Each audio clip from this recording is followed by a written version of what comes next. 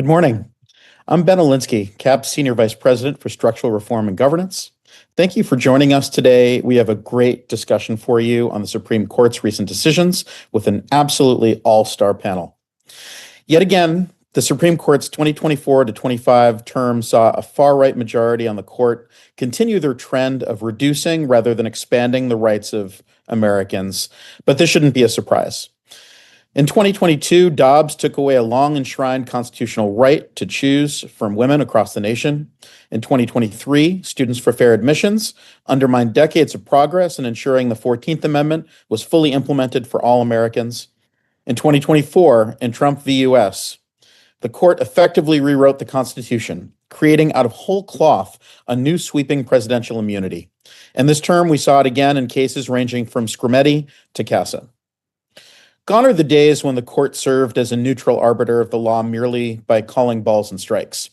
The majority is guided no longer by precedent or reason, but by political and ideological preference, remaking the country in its desired image, case by case. Today, we want to focus not only on the key merits decisions issued this term, but also on the many, many decisions issued via the so-called shadow docket. Indeed, this past term may well be remembered as the term of the emergency appeal. Over the past few months, the Trump administration has used the court as its own personal tribunal, seeking emergency action to stop adverse lower court rulings in the hopes that the justices would prove more sympathetic than their district and circuit court colleagues. And sure enough, time and again, the court sided with the administration, blocking lower court stays through unreasoned, cursory rulings, permitting the administration's seemingly illegal and unprecedented conduct to proceed on generally procedural or technical grounds. In doing so, this court further expanded the powers of the presidency, to the detriment of constitutional powers specifically granted to Congress and the courts, in a manner wholly rejected at the founding of our nation. In doing so, they have rarely said a word about the underlying merits of actions the Trump administration is taking that are violating deeply held constitutional rights. And in doing so, they have given their permission to effectively continue trampling on those rights with real-world harm and potentially irreversible consequences. Through Trump v. Casa, the 6-3 majority ceded the court's power to issue nationwide injunctions, making it much more difficult for everyone in America to stop the government from violating their constitutional rights. As Justice Jackson said in her dissent in Office of Personnel Management versus American Federation of Government Employees, the court has, quote, demonstrated enthusiasm for greenlighting this president's legally dubious actions in an emergency posture. In that case, the court gave the Trump administration the green light to create the framework to dismantle large swaths of government agencies and fire tens of thousands of federal employees, despite the seeming illegality of the executive order that is at question.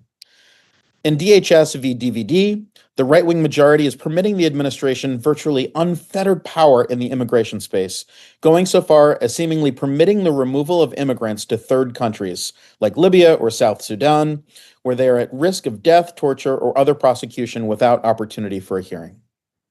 Medina v. Planned Parenthood lays the groundwork for conservative states to defund Planned Parenthood, which provides crucial preventive care for millions of women across the country at a time when Congress also just made historic cuts to Medicaid. US v. Scrimetti will limit the ability of all people, transgender or not, to get the medical care they need. And Mahmoud v. Taylor opened the door for parents to challenge classroom curricula across the country if it does not fit within their own beliefs. This is just a snapshot of some of the cases handed down by a Supreme Court taking great pains to appease a president who acts above the law and is trying to stop Americans from pursuing their rights against the government and from special interests. And that is why Congress needs to reassert its power as a co-equal branch of government, arguably a first among equals, in fact. This starts with 18-year term limits and a binding code of ethics for Supreme Court justices, but Congress must also look to end judge shopping, put new transparency and procedural safeguards on the shadow docket, and to pass laws reversing some of the drastic holdings in Trump v. US and Trump v. Casa.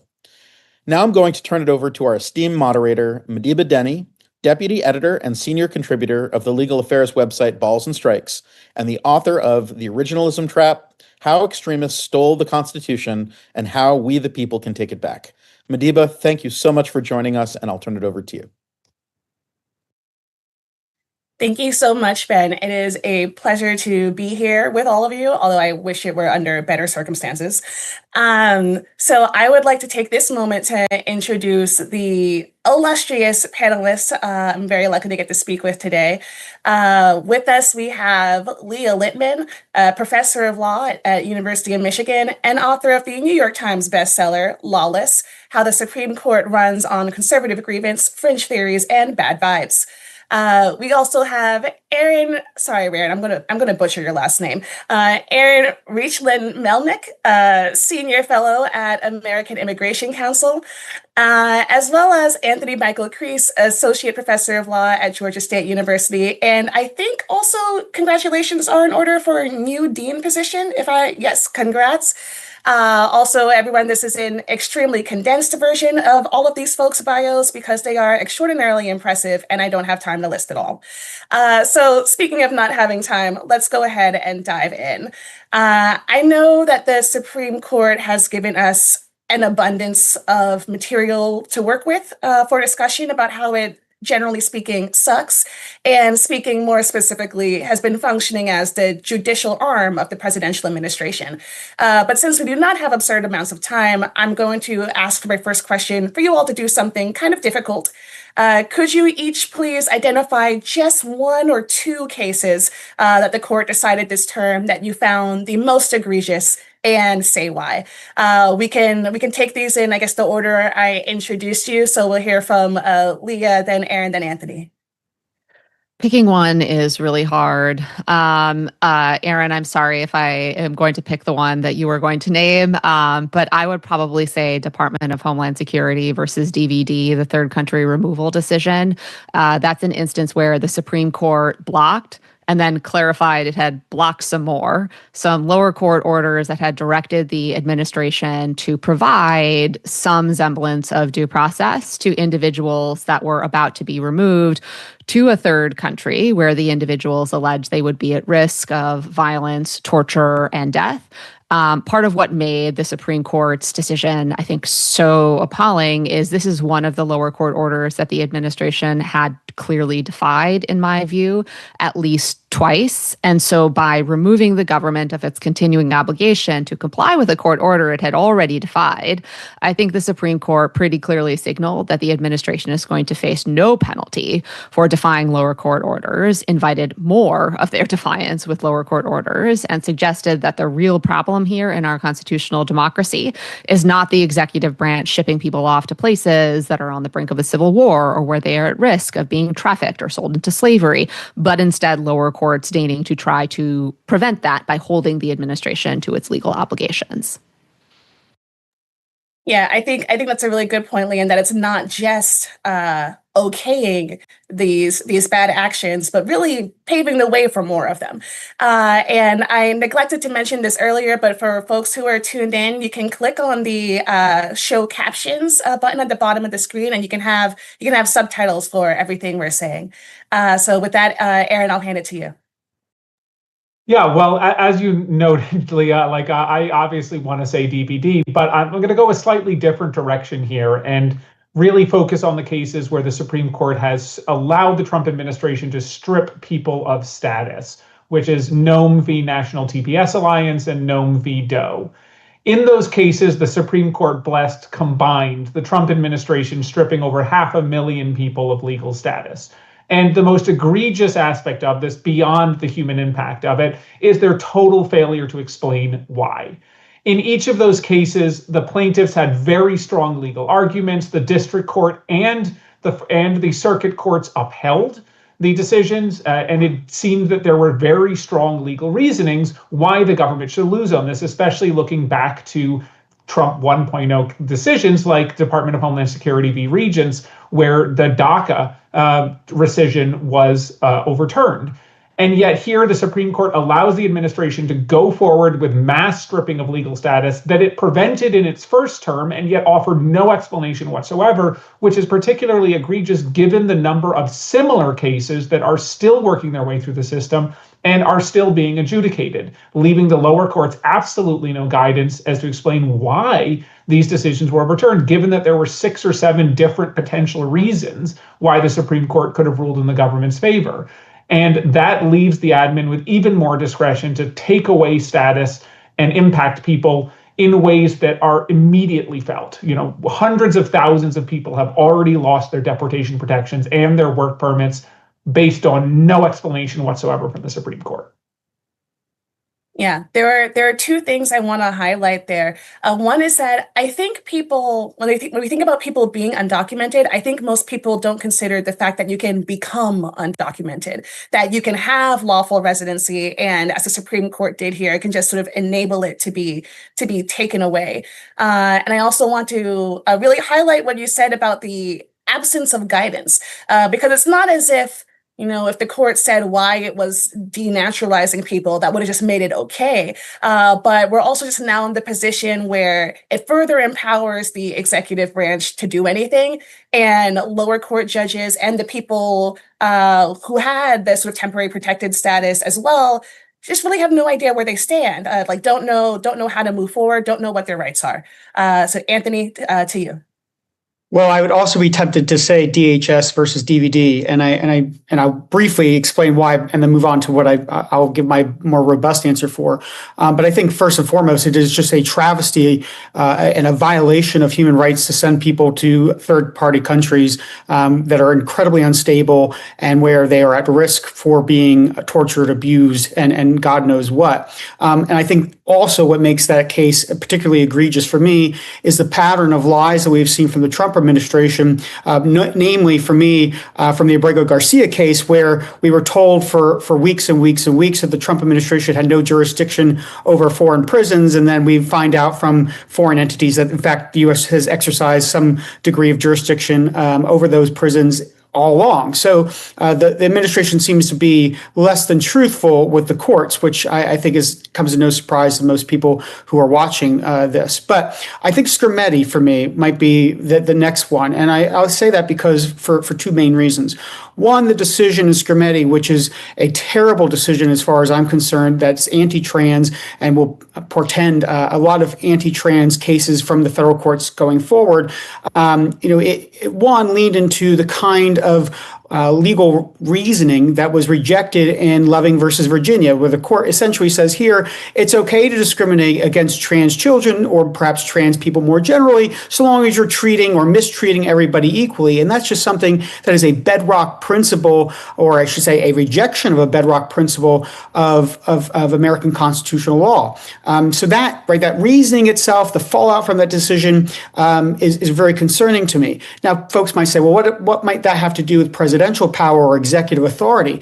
And I think what makes this so dangerous, at least in my view, is that this administration, the Trump administration, is not a friend, is not an ally of LGBTQ rights broadly, and certainly in a more acute way, transgender civil rights. And I think this decision certainly empowers them, or at least encourages them to continue to enact or adopt and promulgate policies through the administrative state and the like that are discriminatory. And perhaps it seems more likely than not now that they may very well get away with it when it goes to the federal judiciary for review. So my concern there is both the Supreme Court enabled and blessed discriminatory legislation on a state level, but also now it gives, I think, more power and perhaps more credibility, at least from a doctrinal perspective, to the Trump administration's efforts to roll back LGBTQ rights and specifically transgender rights on the federal level.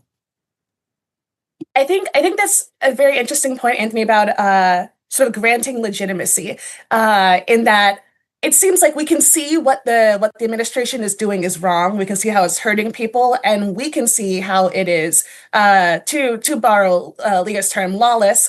But when the court sort of like blesses it in this way, it gives it like the imprimatur of like they're doing something legit here, as if like this is actually fine. This is business as usual.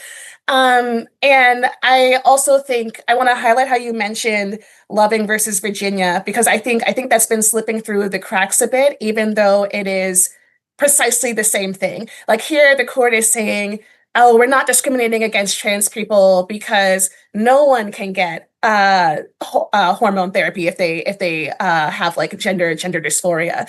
And it's just like in Loving versus Virginia, when Virginia was saying, like, this isn't discriminatory because no one can marry outside of their race, and everyone is free to marry inside of their race, so it's fine. This is a tired, old, rejected argument. So there are a couple things I thought were consistent in all of your answers. First was that you all cited cases that were discriminatory. We had the government either discriminating against non-white immigrants or discriminating against trans people. You also all cited cases that are going to get people killed, basically, whether it's because they didn't have the opportunity for a credible, fair interview, or in the case of the shipping people off to literal war zones, or they're being denied life-saving medical treatment. And in also all of the cases, there was either no reasoning or rejected reasoning. So not actually proper, legitimate explanations. And I think, Leah, this goes to your new book about how the court is not actually making decisions based on law at all, but on vibes, and those vibes are bad. So I would love for you to elaborate a bit on what you make of this and what you think are the implications of them either not explaining themselves or giving sort of nonsense reasons. Yes. So two things that I would say. One is on not explaining themselves at all. I think there's some outside possibility that they don't even really know why it is they are doing what they are doing. It's just that the vibes kind of seem off to them in the lower courts ruling against the Trump administration so many times. If you think about, for example, recent hearings in the House and the Senate, where you will see members of the Republican Party putting up these charts that say, oh my goodness, look at all of these lower courts ruling against the Trump administration. Isn't that a sign of lower court bias against the Trump administration? To which the response is, well, one possible alternative explanation is they're just doing many more illegal, lawless things. And so I think the court is blocking these lower court orders without forcing itself to really articulate why it thinks the lower court orders are impermissible. I think this puts lower courts in an exceptionally difficult situation and is absolutely affecting their decision making. Going back to the third country removal matter, the government filed a motion to clarify at the Supreme Court that the Supreme Court's initial block of the preliminary injunction in the case also paused the lower court's remedial order that had required the government to afford credible fear interviews to the men it had attempted to ship off to South Sudan in violation of the lower court order while those men remained abroad. The Supreme Court added, yep, we also blocked that order as well, once again, not explaining why any of the initial orders were improper. So what happened this last weekend? The men made a final attempt at relief. They filed a new set of claims challenging this expulsion on Eighth Amendment grounds as cruel and unusual punishment, as well as other legal claims. And one district judge in DC, where they attempted to file, said, obviously the government cannot do this, but I don't think this case belongs with me. I think it belongs to the court that issued the initial order. So the case went there. What did that judge say? That judge issued a minute order saying, I interpret the Supreme Court's order as basically barring me from doing anything here, even though, again, these are different legal claims. And this is something that Justice Sotomayor, I think, warned about in her dissent from the third country removal case. And she said, look, if the Supreme Court's goal is to just stop the lower court from adjudicating this case or doing anything, fine, but at least explain yourself. And their unwillingness to explain themselves is creating this deterrent and this signal to the lower courts that you're doing something wrong, stop, but we won't really tell you what it is. On the reasons that they do provide being bad reasons, I mean, you look at the flexibility of the legal standards that the court has adopted. And I think what that does is it provides them with the flexibility to do what they want in future cases without actually having to apply the legal rule or ostensible legal rule they formulated in a principled way. So think about, for example, the reasoning in Mahmoud versus Taylor. That's the decision about whether parents have the right to notice and an opportunity to opt their children out of instruction that they are involved LGBTQ characters, LGBTQ inclusive storybooks. And Justice Alito's opinion for the majority flew off a few terms that said, okay, well, when the burden is of a certain character, what character? I don't know. When the instruction is an objective, real threat or danger to an individual's ability to raise their children in accordance with religious beliefs. Well, what is an objective threat in the form of instruction? Then he added, well, when the storybooks have a normative message. These are all such flexible, capacious terms that it allows them to give opt-out rights to groups or parents that they would like without then applying that decision in a coherent or principled way. So bad reasoning, like where the reasoning is just kind of hand-wavy vibes or no reasoning, all of this, I think, enables different kinds of lawlessness. Yeah. And, as you're saying, talking about these sort of billboards or the poster boards that Congress members come out with and say, isn't this a problem that a sign of bias that the lower courts keep blocking the administration? It's kind of like saying, I feel like the cops have a grudge against me because every time I rob a bank, I get arrested. Like, what's the deal? And it doesn't, that's not how things are supposed to work.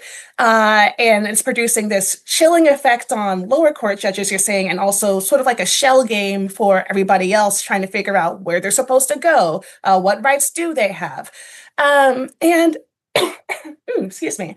And something that also strikes me as interesting as you're talking about the flexibility of the standard is, do we have legal tools right now that are really capable of responding to this moment? Or is it, not so much a matter of what tools they are, because people will do whatever they want with the tools they have? That might be some of a question for you, Aaron, since I think you're the one of us on this call who's like actively working at a place that's like actively litigating some of these cases. Yeah, I think when you look at CASA, which is the case which struck down nationwide injunctions, you see that the tools which advocates have to challenge these actions are being limited. Of course, both Kavanaugh and Sotomayor, in concurrence and dissent in that case, emphasized that class actions remain as a tool to fight back against these actions. But in the immigration space, where we do most of our work, class actions are actually heavily limited by Congress. In 1996, Congress stripped federal courts of jurisdiction to hear certain immigration enforcement-related class actions. That doesn't mean everything touching on immigration is somehow impossible to litigate class actions, and we're likely going to see class action injunctions in the birthright citizenship case. But it does mean that one of the tools that was out there, the nationwide injunction, is now gone. And with the Supreme Court also issuing these unexplained decisions, the tools that litigators have to challenge unlawful policies are more difficult. As the DVD example really shows, after bringing that completely separate set of claims, Judge Murphy in Massachusetts still threw up his hands and said, well, I think that the Supreme Court was effectively saying, no matter how I try to address this, I can't do anything. And you could have had a federal judge going the other way. You could have had a federal judge looking at what the Supreme Court said and saying, well, there is no precedential value to this. But when the court has stepped in twice, I think it sends a message. And that message is, it doesn't really matter what you think the law says. We just don't think you could do this no matter what. And that offers very little guidance for litigators and makes it very hard to challenge these kinds of policies. And I think that is a legacy coming out of this court, is that the tools for civil rights litigation are drying up. Of course, Justice Roberts and many other conservatives on the court have long thought that the Warren Court era of widespread judicial activism, as they would frame it, was wrong and should be rolled back. And they are choosing to do this, of course, at a time when the executive is engaged in the greatest degree of power using of any executive in the history of the country. And so that's really an unfortunate time for the judiciary to be sitting back and saying, well, I guess really, when you get down to it, there's not much we can do. But tools do remain available, and litigators are creative, as are district court judges, and you will still continue to see some victories here in the courts. This doesn't mean that all is lost, because that's not true. Yeah, that's so important for people to remember. I think there's a tendency towards doomerism, which is understandable because, yeah, things are pretty horrendous. But things have been pretty horrendous before, and people still fought, and sometimes people still won. So that doesn't actually mean that things it's just a wrap for us now. And I do think you also raised a really good point about the sort of timing with this comprehensive rollback that we're seeing.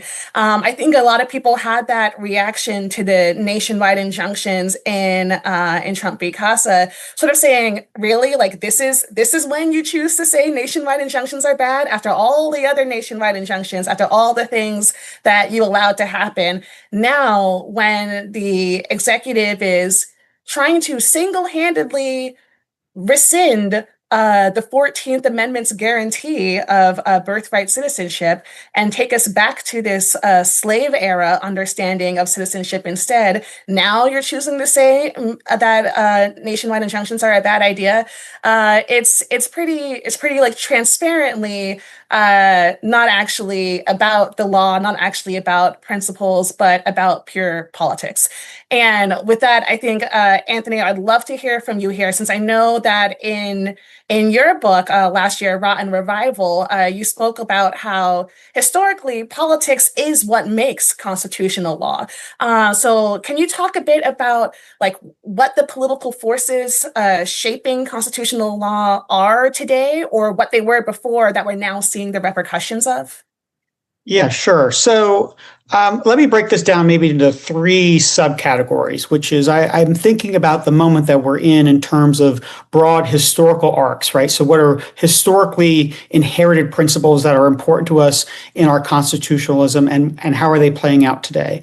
Then I'm thinking about institutions. What is the role of the court? How does the court function? What is the court supposed to be doing? And then I think of the law as something maybe, right, that's, I think, interrelated and interconnected with those other two things. But what is the purpose of the law, particularly when it comes to like injunctive relief and kind of stepping in when big changes are being pushed by the executive branch? And I think to the first principles thing, it's really interesting. We're sitting here a few days after the 4th of July and many celebrations over the Declaration of Independence. And, to me, there are two big informative periods in Anglo-American history that we really should be thinking about today that the court has just, I think, ignored and done a great disservice to this term and last term.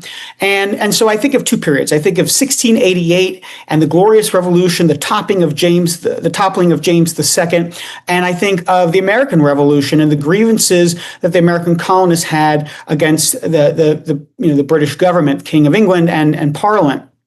And so many of the grievances that the Englishmen had in 1688 and colonists had in 1776 are things that we're seeing this administration do today. Let's just go through a few of them. So first is the president running roughshod over Congress and really doing damage to Article 1, dismantling governmental entities and agencies without the benefit of law, right? Without having legal backing to do so. The Trump administration threatening governors, threatening the city of New York if they don't elect the mayor that he prefers them to elect.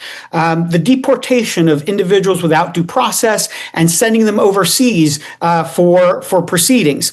The abuse of the military, which we've seen through the abuse, I think, of trans service members, the deployment of troops in Los Angeles, the attack against academic freedom, particularly at Harvard and Columbia, but all across the United States, the use of kingly power, and here I'm thinking about the immunity decisions, the attacking of the judiciary of itself, lying to the judiciary and making false representations to the judiciary to undermine other checks on his power. These are all grievances that the English had in 1688 that gave the Declaration of Right, which is right the kind of a forerunner to our Bill of Rights. Right, these are things that the English rejected in the 17th century. These are similar things that our Declaration of Independence rejected as lists of grievances, right? An indictment against the British government that gave us the birth of our nation, and eventually were things that were reflected in the Constitution, but also the Bill of Rights. And here we are with the court just not caring, right? Not thinking about these first principles. And I think that's a real travesty just in terms of our constitutional development. And it's a real, I think, abdication of taking history seriously. This court loves to do history, but only in their particular way. And it's bad history, right? And of course, we're speaking to the expert of that, right? They do terrible things with history. And I think this is the moment that they should be thinking about history. They should be thinking about that longer trajectory of jurisprudence. But then I think about what is the institution of the court, the Supreme Court, supposed to be. And forever, the Supreme Court has reflected the dominant political coalitions, the dominant ideologies of the period. So it is a creature of politics to the extent that, right, the Supreme Court justices are nominated by a president. They're confirmed by the United States Senate, right? All of these people are elected. And so electoral politics and the kind of politics of the judiciary all play a role. And so it's not a surprise that the court tends to be majoritarian, right? The court tends to work in lockstep with the dominant views of the day. And I think that's what we're seeing now, right? We have a court that has been largely fashioned by George W. Bush, by George H.W. Bush in the case of Clarence Thomas, and with the three Trump nominees. This is a solidly right-leaning court. And so they're going to do things that are consistent with the Trump administration's goals. So it should not be a surprise to us, I think, that they're not really a meaningful check. But that said, it comes to the third question, which is, what is the point of law in the first place? Even if I think the court ultimately comes out with decisions that I don't agree with, and they come out, they come with outcomes that I find to be grotesque and objectionable, what they should be doing is upholding the process, right? And so there's been a complete abdication of the process where we get rulings without any explanation. We get these kinds of knee-jerk reactions when the court is supposed to preserve the status quo until the litigation plays itself out, right? The whole point, I think, of equitable relief is maintaining the status quo until you sort things out to prevent harms that you cannot undo. And the court just does not care. You go over to a third country and something happens to you, sorry. You lose your job, but you probably shouldn't have. Well, that's unfortunate. And then it's just over and over and over again. They don't engage in the balance of harms. They don't engage in that kind of equitable principle or the equitable principles that we all learn in law school, and they don't explain why. And so, to me, that is just an abdication of their role as a court, but it's also just a real questionable deviation from how law is supposed to operate just from a basic procedural viewpoint. Those are excellent points. Emotionally jarring points. Just like, thinking about the extent to which we've seen the abandonment of the process, but the abandonment of that process produces like substantive harms. So it's not just a matter of, checking boxes, following rules. There are actual real bad things that happen from this. I also recommend to folks tuning in to maybe give the Declaration of Independence a reread, because Anthony was spot on as he was talking about many of these grievances that the colonists listed as reasons for rebellion sound awfully familiar. Just like a lot of the things we're seeing right now, and this speaks to as well some of the court's selective use of history, which I write about frequently, in that they're sort of like picking and choosing which parts to pay attention to, which parts they think are worth anything, because these are long recognized grievances. These are things we established were wrong ages ago. And I think that's a part of why I personally feel like this is one of the worst eras of the Supreme Court, and that when I look back at previous harmful things the court did, I think, at least then when they did those bad things, they didn't have the benefit of like 160 years of precedent saying this is wrong, by the way. But we do have that. And so it makes it even more flagrant, even more sort of ridiculous, really, to see the court indulge this sort of like lawless, anti-democratic behavior. And so with that, I would love to hear from any of you. Please feel free to chime in on this one. I think we've been like circling around an idea a bit that I think recurs throughout history as well, this idea of sort of like a prerogative state. This was like a decade ago, this was sort of like a viral idea saying, there are in-groups who the law protects but does not bind, alongside out-groups who the law binds but does not protect. And, several decades before that, there was like a strongman, quasi-dictatorship, president, and I want to say it was Peru, who said, like, for my friends, everything, for my enemies, the law. So there's this idea that, the law can help some people, but is not actually here to help other people. So I would really appreciate you guys to talk a bit about this idea of, some folks get norms, other people just get the whims of the executive branch, and how the Supreme Court is helping to construct this two-track system. And like, what is relief, especially on the emergency docket, when we're talking about like the equities, what is relief like for normal people versus what is relief like for Donald Trump? Well, I'd love to jump straight in on that, because immigration is in many ways the field of law that affects the most number of people, in which the law does bind but basically does not protect.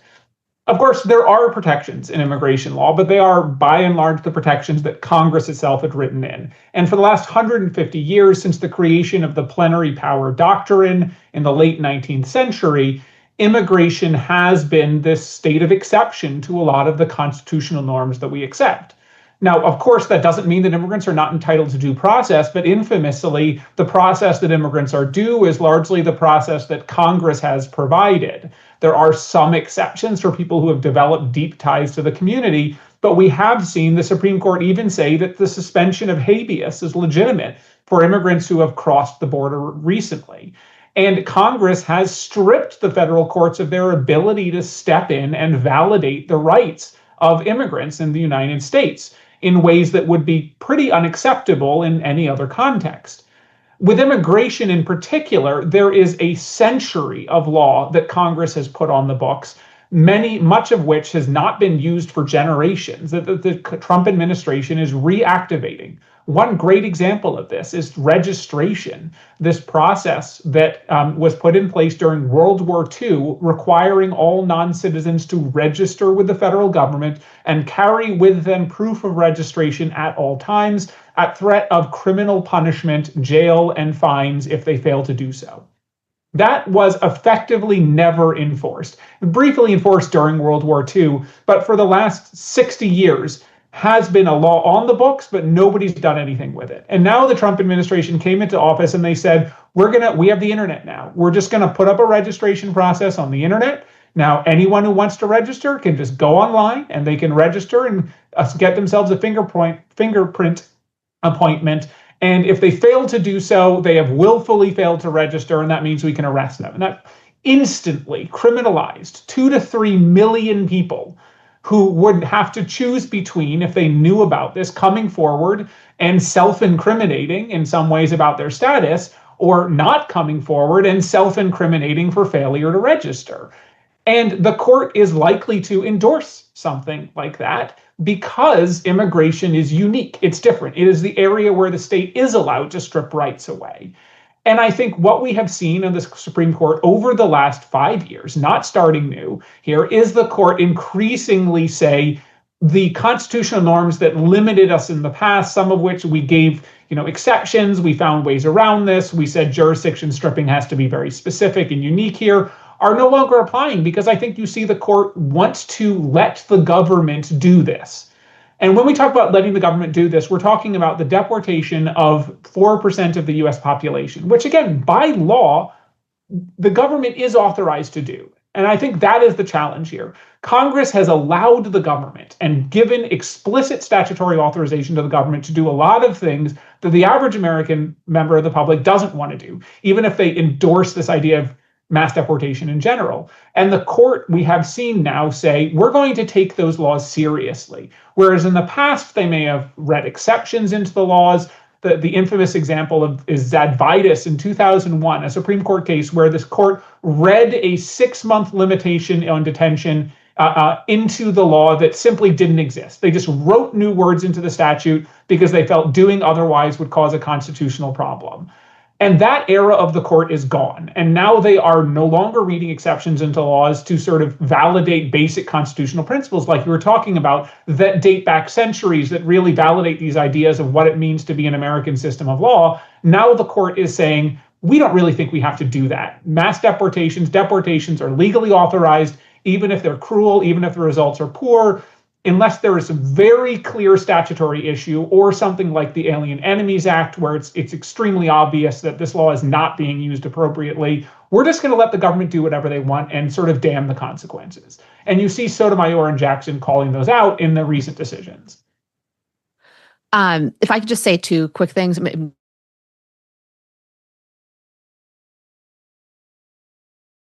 Oh no, Leah's 2 quick things. Maybe I'll say 2 quick things. Okay. I think the thing that really at least bothers me in the future going forward is what we're seeing with universities in terms of the Trump administration. If you play ball, you get what you've been entitled to, but if you don't, you're going to have things taken away.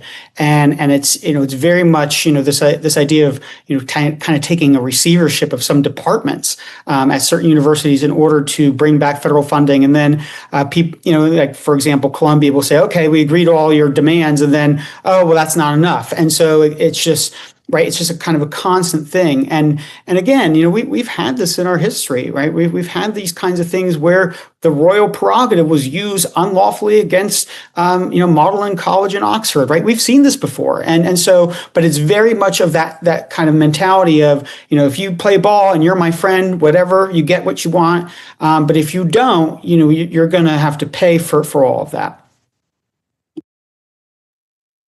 Yeah. I think we're sort of talking about how the court used to have some degree of like willingness, like Aaron was saying, to read things in or like extend more fairness or give an exception. But now, to the extent we see exceptions, they're only for the executive to do more illegal activity, and we're just seeing this basically bullying, like with the universities, and also I would say with many members of the media, right? Like we're seeing these settlements that seem to be gussied up protection racket money. Leah, we lost you for a second, so let's get to you real quick. So sorry about that. I don't know what happened. So what I was going to say is 2 quick things. One is just as examples of the phenomenon, Madiba, that you asked about, the prerogative state, and Aaron talking about in the context of immigration. I think you can look at this past term and see the Supreme Court making it easier for certain litigants to file cases in their preferred courts, get the remedies they want, and harder for other litigants to do so. So we've already talked about in the birthright citizenship nationwide injunction, choosing this particular moment to limit one of the remedies, the nationwide injunction that have been issued in many of the major civil rights constitutional cases involving the administration, at the same time, not allowing Medicaid beneficiaries and providers to sue to challenge states' decision to boot certain providers out of the Medicaid program in violation of federal law. Justice Jackson, in her birthright citizenship executive order dissent, noted that the victim of the Catch Me If You Can regime that the court had potentially created would be the poor, the uneducated, the powerless. Then, in the set of cases involving corporate interests, the Supreme Court makes it easier for fuel producers and corporate interests to challenge, the EPA's regulation of climate. And Justice Jackson, again, in that dissent, talked about how that was giving rise to the perception of the court protecting moneyed corporate interests. The court allowed, tobacco manufacturers to basically choose where they can challenge FDA regulation by allowing them to basically pick, a gas station or grocery store anywhere to actually file the challenge and opt to do so in the Fifth Circuit. So you look at that entire set of rules, and it's really hard to get around the idea that they are make it easier for certain rights, certain litigants to protect their interests in the judiciary, and harder for certain litigants to enforce certain rights to do so.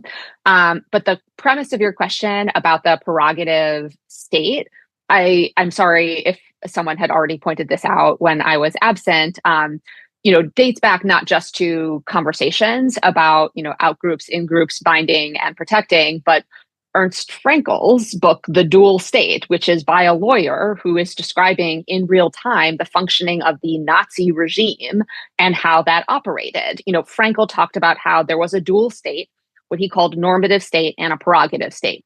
And the normative state was where the ordinary operation of rules remained in effect, and it allowed individuals to imagine that the rule of law, right, the legal system, still operated because in their interactions, right, in their everyday life, it still seemed to work. But then the prerogative state was the one where, on certain political issues or involving government officials or political powers, there the courts and the law, right, declared states of exception, authorizing emergency powers. And there really was no law governing this besides, the political party gets to advance its political ideology in whatever way it wants. And I think, if you are wondering whether our regime, right, has certain parallels to the dual state that Frankel decides, I would point you to a footnote in Justice Jackson's dissent in the birthright citizenship case that cited Frankel, dual state, in talking about the regime of executive lawlessness that the court had ushered in. So I'm going to have one more question of my own, and then I want to turn to questions we've received from the audience. The last question I have is, so it really gets to what we've talked a bit about some of these dissents and these warnings that especially Sotomayor and especially Jackson are trying to give. Like, these dissents are coming basically as close to a Supreme Court justice is willing to get to be like, America, you in danger, girl. But we also see some like resistance to this idea. Like, we'll get, every so often, a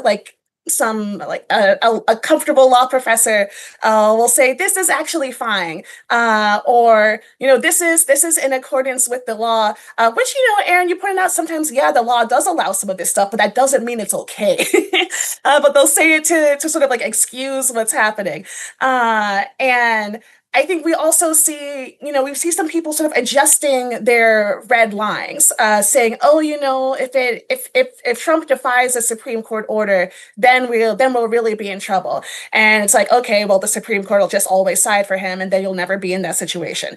So I would love to just touch a bit on the gravity and how it is or is not getting through to the public, and just like what sort of conversations should we be having?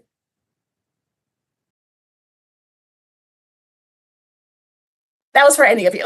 I guess I'll just jump in real quick, which is I think, well, at least from the law professor perspective, is sometimes we try to divorce the law, and then we don't really talk about the context, and we don't talk about the effects of the law, and that's kind of, I think part of that is just by training, and also law professors tend to have a high kind of deferential attitude towards hierarchy, and it's just, if the Supreme Court says so, it's fine.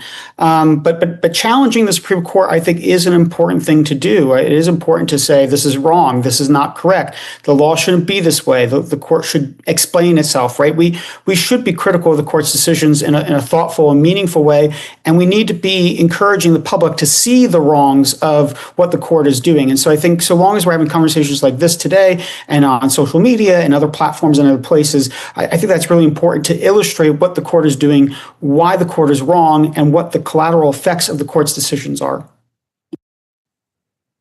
Yeah, I agree. And also going back to this context of like what the law means here. The law, in my field, the law is systematically biased against immigrants. And that is just the reality of how Congress has structured it, and the fact that the last time Congress made any major changes to the enforcement system was 1996 at the height of tough on crime. So we have a system that produces results that in many people view as unjust. And that is the intent of the system in many ways. So what does it mean then to be litigating these cases? Well, I think you are still seeing that there are limits, and there are times that we can argue, yes, the law, something might be legal, but it violates, statutorily legal, but it violates our basic foundational due process principles, and the law itself might be unconstitutional. And so I think you have to make the point here that even if something is legal, that doesn't mean it's necessarily right. The law can be changed. The law is not neutral here. So just because something is legal doesn't mean it is constitutionally legitimate. Of course, the courts may find otherwise. We may lose on these arguments, but we may lose on procedural reasons entirely unrelated to the claim, because Congress has made it harder, has said that you should lose on the procedural grounds here. And I think that is the challenge here, is trying to navigate this area of saying that things may be legal, but that doesn't mean they're right. And even if they are illegal, it doesn't mean that a court can do anything about it.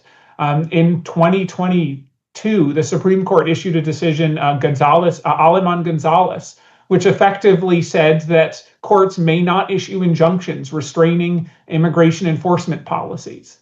And for 25 years, that law had been interpreted narrowly. And in 2022, the Supreme Court said, no, we're going to interpret that as broadly as possible. Even the unlawful operation of an immigration enforcement law may not be enjoined.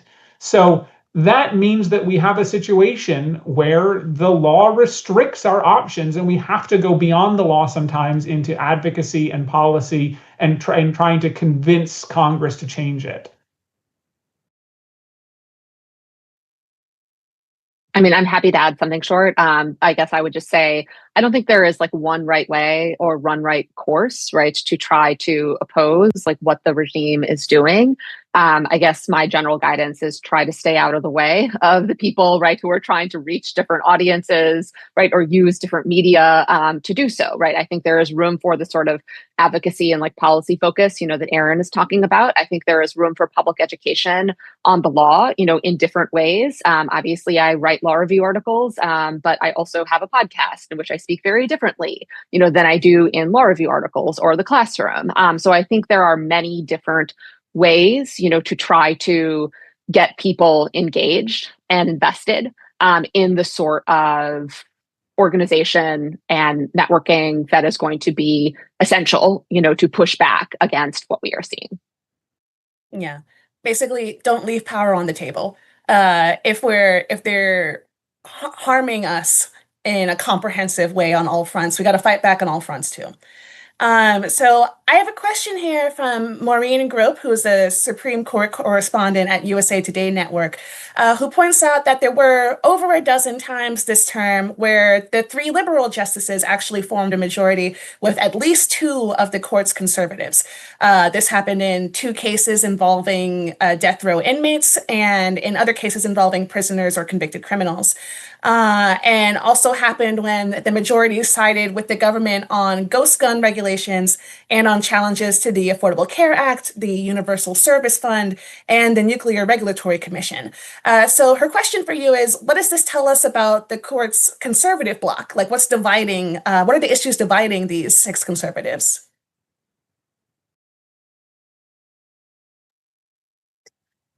So I think that the set of cases, Maureen, that you listed, to my mind, fall into kind of 2 categories.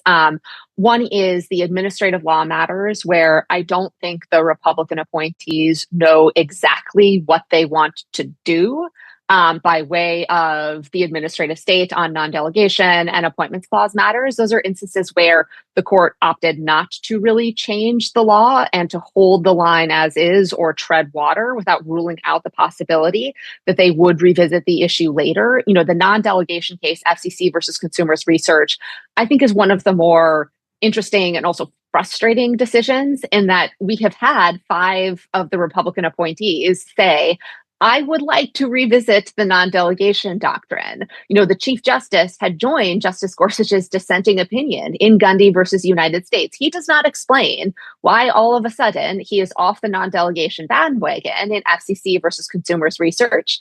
And I've been talking about this with some administrative law people, but it's hard to read the court's decision, the majority decision, that is, as a definitive reaffirmation of the intelligible principle standard for the next 5 to 10 years. It reads more like, I don't know, right? We have these possible alternative standards that have been floated. We're not sure we're into those, but not going to rule out the possibility of doing something later. So that's one set of cases where it feels like the justices are treading water because they haven't yet figured out exactly what they want to do, and they kind of want more intellectual firepower or groundwork to lay out what they should do in the future. The second set of cases that you identify, those involving certain criminal defendants, death row inmates, as well as individuals who are detained, I think fall into the category of less publicly salient, less ideologically salient. And there are different coalitions of the Republican appointees that splinter them. And I think those particular cases are what I have called the pro-Kafka versus anti-Kafka wings of the court, where some of the Republican appointees look at, for example, Richard Glossip's case, the case of a man who, again, seems like is probably innocent. And, the Oklahoma Attorney General did not want to move forward with the execution, but was kind of blocked in his ability to do so by, the governor, as well as the Supreme Court, the state Supreme Court, that is. And in that instance, you have the anti-Kafka wing of the court saying, okay, this just cannot be. And again, in a kind of a less politically salient, less ideologically salient setting. So I think, of course, there are some different divisions among the Republican appointees. I think the two that you were gesturing toward, the we're not totally sure what we want to replace the current regime with, and the anti-Kafka, pro-Kafka wings are some of the divisions. But I tend to think that those cases are either drawing one-off exceptions in criminal cases where they say this just cannot be, or treading water, holding the line for the time being. And in that sense, it's always tough to measure what is the objective normative significance of a case. But I think the cases that we are focusing on usher in pretty significant changes to the law or the way our legal system has been operating, or the consequences for people's lives, or, the constitutional rule of law more generally, because of the changes they are affecting, are probably why we focus on them. I love the framing of a pro-Kafka, anti-Kafka wing. I wish there were an act like you got some sense wing. We also have a question here from Kelsey Reichman, a Supreme Court reporter at Courthouse News Service, who's asking if you can address the court's relationship with the lower courts. You've probably seen that study going around saying that district courts rule against the administration upwards of 90% of the time, and then the Supreme Court just flips that outcome on its head, citing for them 90% in 90% of its cases. So how do we explain this sort of juxtaposition? And what's lost by not deferring to the lower courts on fact-based cases when, the trial courts are the ones that are closest to the facts at hand?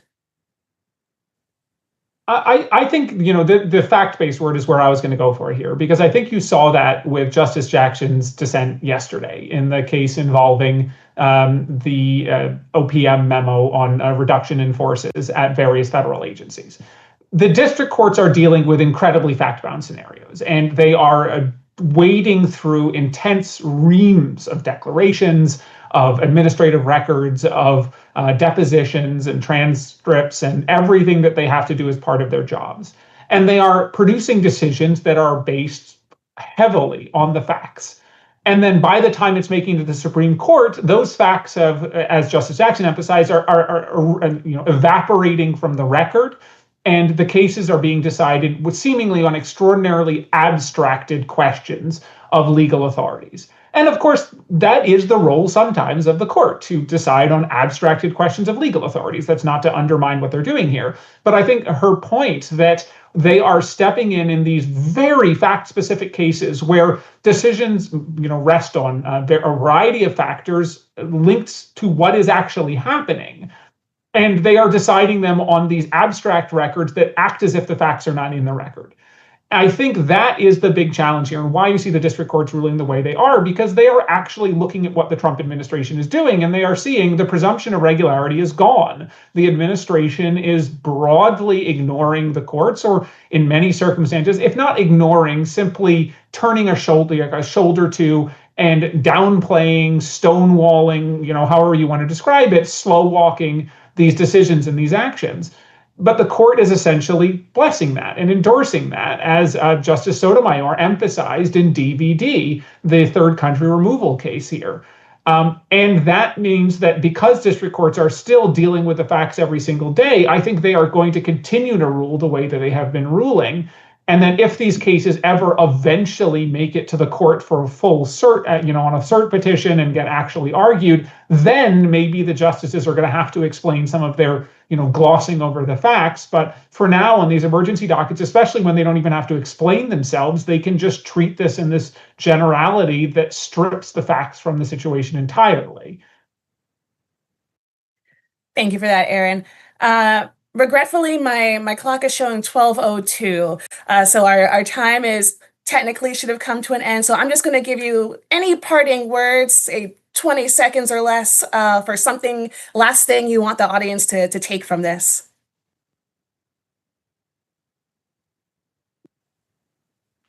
The ending to Justice Sotomayor's dissent from birthright citizenship, because I will not be complicit in so grave an assault on the rule of law. I dissent. I think it's an excellent framing of the operation of our legal system, at least in the Supreme Court right now. I would just say that the Supreme Court, has been kind of revered in legal circles for a long time, and I think it's time that we actually are more critical of the court and we have these conversations in a way that really parses out what the court is doing and take it to task.